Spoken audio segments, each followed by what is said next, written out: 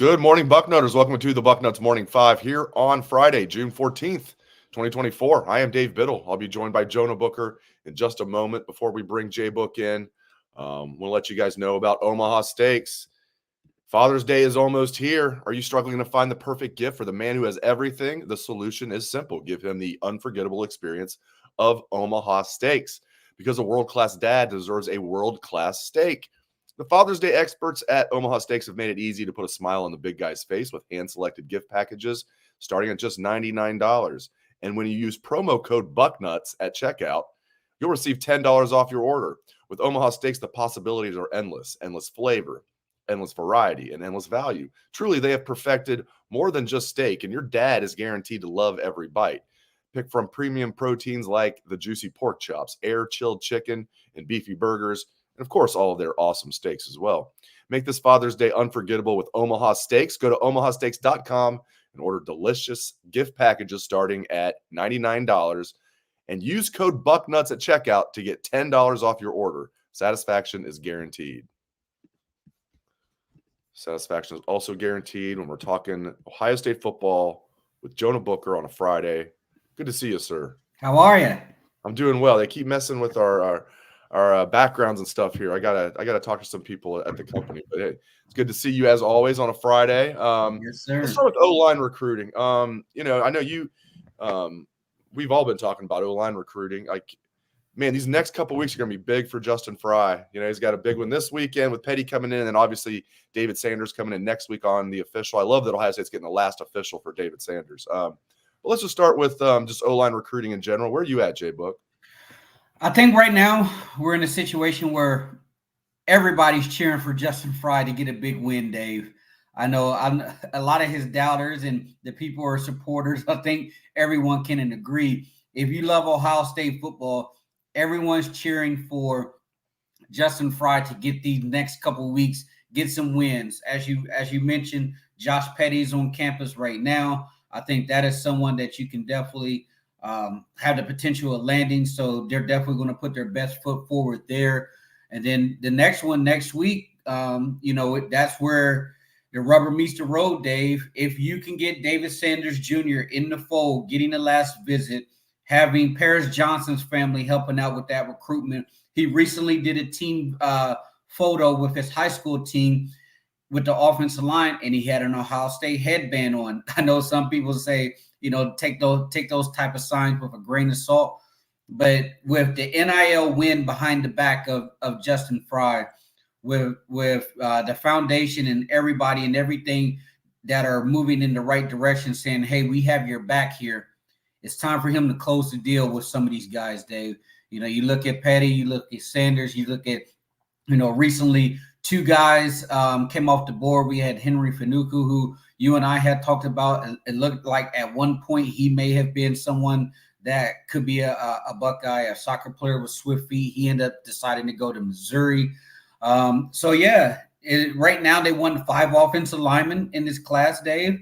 And if they're going to hit that number, it's a lot of work to be done. There's a lot of work to be done. I know. I just want one of the big fish. You give me David Sanders. I mean, Carter Lowe is awesome. I mean, we can't take him for granted just because he's from Ohio and he committed early. If they can get David Sanders with Carter Lowe and then fill in, some other solid guys, that to me would be a great class. A great class. Obviously, we want Petty and Sanders, the dream class. But right, man.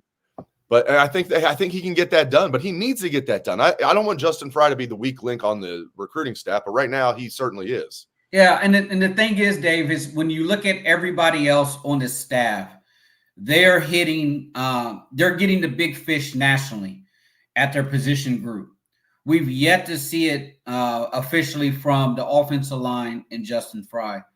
He's been flying. He's been jet setting. He's been working. He's been hitting the recruiting trail. You're just not necessarily seeing the results right now.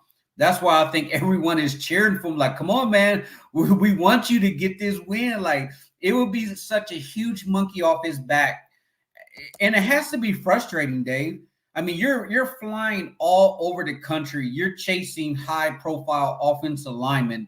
You're giving it your all. You're building these relationships with them and the decision makers in their family.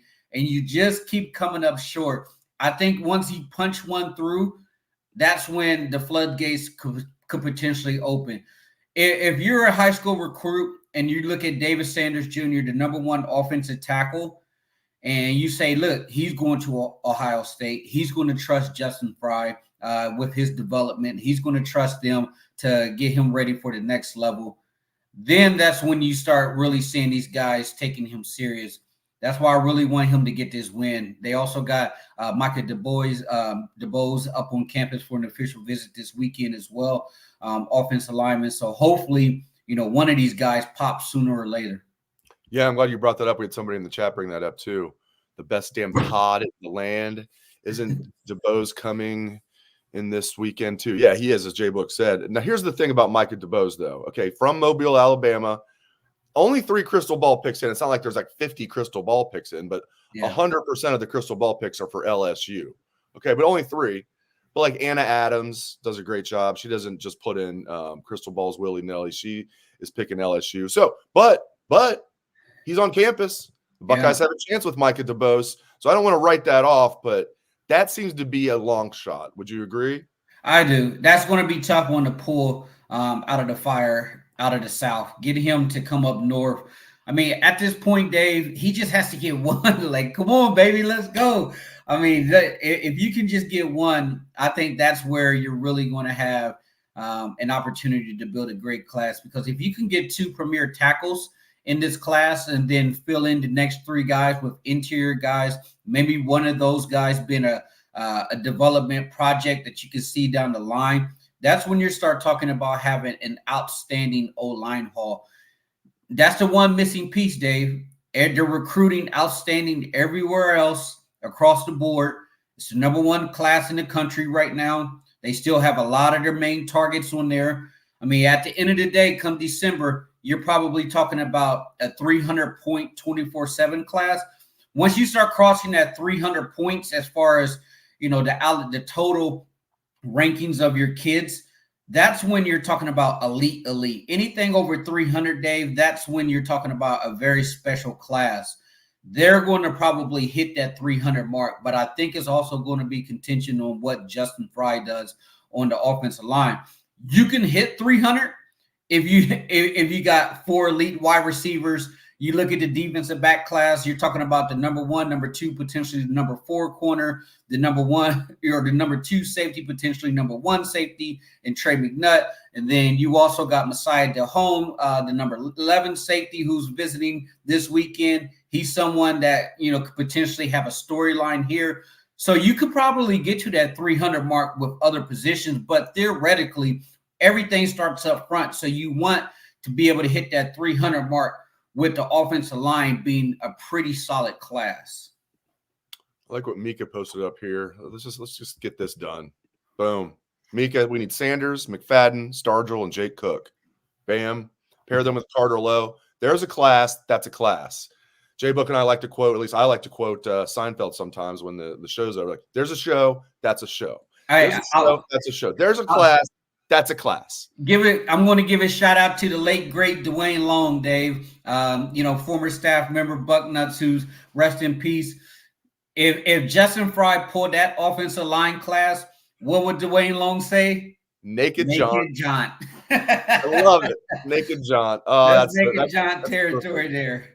I'll go running in the streets with my butt naked, waving my shirt in the air. If Justin Fry can pull off that class, rest in peace, Dwayne. Yeah.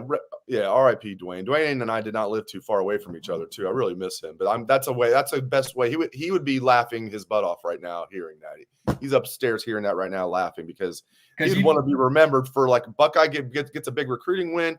Dwayne goes on a Naked John. It's hilarious, and especially when it comes to the offensive line, because that was his forte. Yes, that's right. He's a former offensive lineman himself, and Big Daddy Blues knows his offensive lineman. Knew his offensive lineman. I hate saying it in the past tense. Makes me sad. All right, Justin Fry, get it done. Get it done in the name of Dwayne Long these next couple of weeks. Get it done. Don't be Tony Alford and finish second place. Second place, that's for losers. Come on. This is Ohio State. You've got, it's not like he can't like sell NIL. He's got like an NIL war chest, as you've pointed out. Like, Come on, get it done. All right, let's talk about this Aaron Dunston stuff. Okay. First of all, I don't know exactly what happened, but let's say it's true that Ryan Day was pissed that she, in the middle of recruiting season leaves for Michigan. Good. I'd be pissed too. Right. I don't know what really happened, but for those who don't know, Aaron Dunston, from all accounts, she did a good job. She helped host families on visits, and recruits liked her, parents liked her. She did a good job. And then all of a sudden, out of nowhere, she comes into Ryan Day's office and says she's leaving for Michigan. I mean, so then she leaves. She takes a job up at Michigan, and I don't know, man. I don't have a problem with Day yelling at her, which he's not allowed to yell at somebody and have her escorted out. Yeah. They give the listeners, the people who aren't up to speed on social media, what's going on, like what the whole hoopla is, from the Michigan site, what they were saying yesterday. I haven't even followed that. Yeah. So basically, Sam Webb, over on the Michigan site, they claimed that Ryan Day cussed her out once she told him that she was going to Michigan and had her escorted out the building. Anything that man says, anything that the Michigan beat reporters say, you got to take it with a grain of salt. You don't, I mean, the fabrications and stuff that comes off that site, these guys are telling absolute campfire stories with people sitting around the campfire with marshmallows. But I will say this, if he did get fired up, Dave, good for him, man. Good for Ryan Day. You're out here trying to compete at the highest level. You got somebody in your program who out of the blue says, hey, I'm going to your arch rival. By the way, I know everything about what's going on with your recruiting board, how you guys operate, and I'm going to take that to the enemy. I would be fired up too. You got to go. Hey, as Martin Lawrence used to say, get to stepping. You got to hit the door, because there's no way you can have people in your facilities. Because think about this, Dave. If you're trying to get a new job, what do? You go through the interviewing process before they hire you. You go through the background process. You're talking about probably a multi-week type of deal here. If you're trying to get a high profile type of job as a recruiting director, something like that, it's not hey, you want to come to Michigan? Great. See you Monday. No, this is something that has to be going through the process for weeks. So she's essentially in the building, talking to recruits, talking to families, while saying, hey, this is why you should come to Ohio State. She knows everything that's going on, but behind closed doors, she's working to go to Michigan. So I would be fired up too. And it's typical protocol. If somebody is going to your competitor, you're not just going to be hanging around for the next 2 weeks. They're going to say, hey, we're going to get your office packed up and you got to go. Your access is denied. That's just the way it is, Dave. I mean, if he got fired up, he got fired up. I don't blame him. I'd be worried if he didn't get fired up. Yeah. How would that not tick you off? Right. Okay, somebody asked a question here. I like this because we've had to deal with this, and even in our media world signing contracts over the last 20 years in my career. Non-competes. Let's talk about non-competes. Thankfully for workers, they've pretty much gone away because judges have basically said this is BS. There's even been cases where people would get fired and then have a non-compete, so they couldn't go to a competitor, even though they were fired. They didn't leave on their own. So finally, non-competes have pretty much thrown out. So we have a question here for those just listening to the show, not watching it. Sean on YouTube, why don't we have non-competes with Michigan? Crazy. Yeah, I'm sure they used to have that, but that's a judge would just throw that out. It's just, just wouldn't fly any longer. So yeah, non-competes have kind of gone away, which overall is a good thing. Maybe not in this case, but here's my truth about it, Dave. Michigan has been recruiting horrible for a team that has been coming off a national championship. They're bottom of the barrel when it comes to the Big Ten rankings recruiting right now. What was the narrative that was being pushed after Jim Harbaugh's staff left? Oh, Sharon Moore is stacking this roster of coaches up who are elite recruiters as well. We're not seeing it at all. They're terrible recruiting.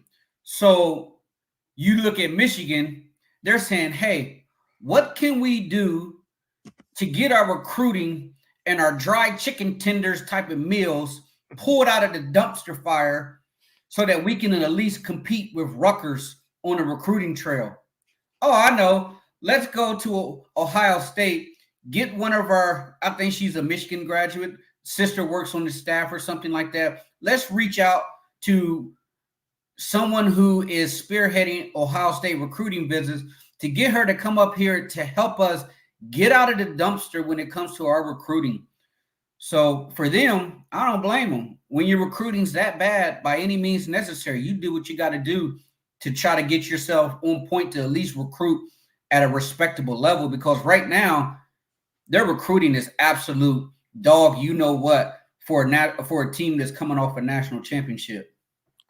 Can I say one more thing about this, and you can then finish up if you have any more thoughts on this Aaron Dunston situation. Like, I've heard people say this is a huge loss for Ohio State. Can we stop with the hyperbole? I know she did a good job. If Mark Pantoni left right now for Michigan, that would be a huge loss. Okay, let's stop saying Aaron Dunston's a huge loss. They'll be okay. And people in the chat are saying things like, "How about Paris Johnson Jr.'s mom?" Like, Monica would be great in that role, but you need to be a full-time. Monica doesn't need that. It's full-time. Exactly. It's full-time. That's what I mean. Like, now I don't want to speak for Monica. I'm just guessing she probably doesn't want to do that, but she'd be phenomenal at it. I like Monica coming in as kind of like, the closer kind of thing, she can kind of help out. So I doubt she's going to want to do that full-time.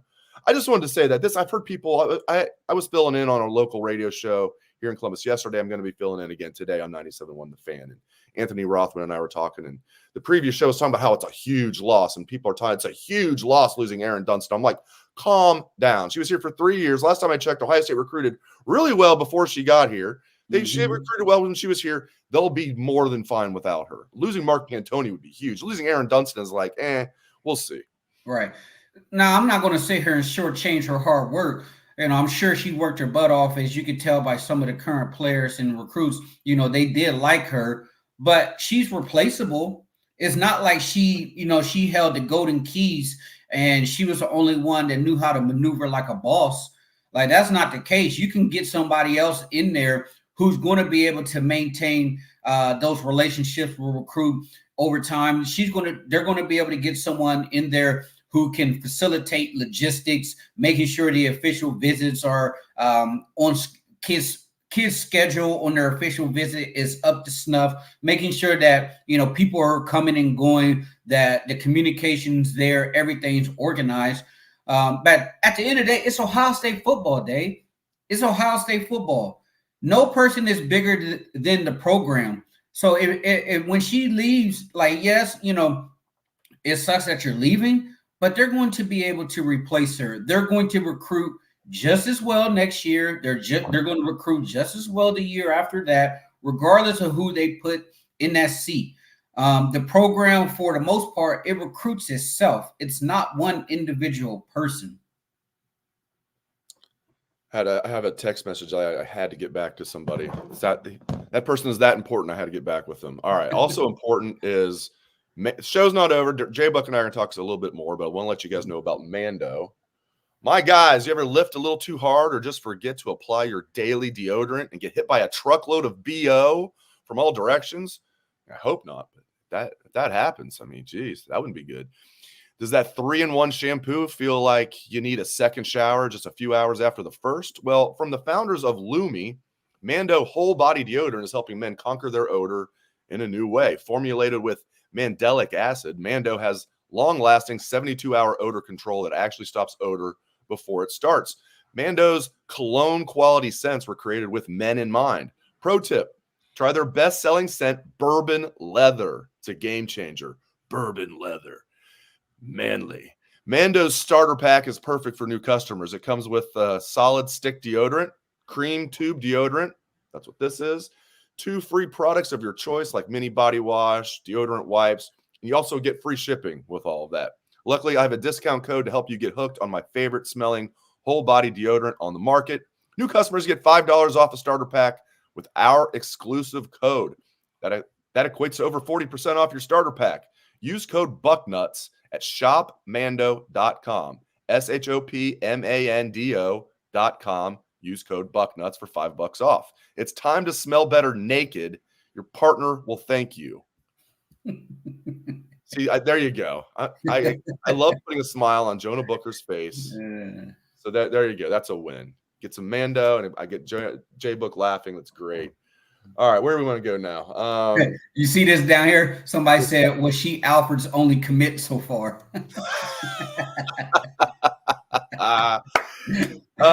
B Devil 11 on YouTube wins the comedy show today. I think that's hilarious. Yeah, that's hilarious. So, yeah, I don't know exactly what happened with all that, but I know Ohio State's going to be fine. And Ryan Day just continues to. I'm so impressed with him, the way he's handled everything this offseason, everything since the Cotton Bowl. He's hitting like home run after home run, so he'll be fine. Whoever he replaces her with. Not good timing with the official visits, but all right. If you guys have any questions for us, shoot them to us. I want to ask you this too. So I find it interesting. I was asked this question. It was just, I'm putting you on the spot like I was put on the spot. What's going to be kind of the new cutoff for losses to make the CFP? For example, like could a 3-loss team make it? Or do you have to be at least 2 losses or less to make it? I made the argument, JBook. I'm curious to hear your take.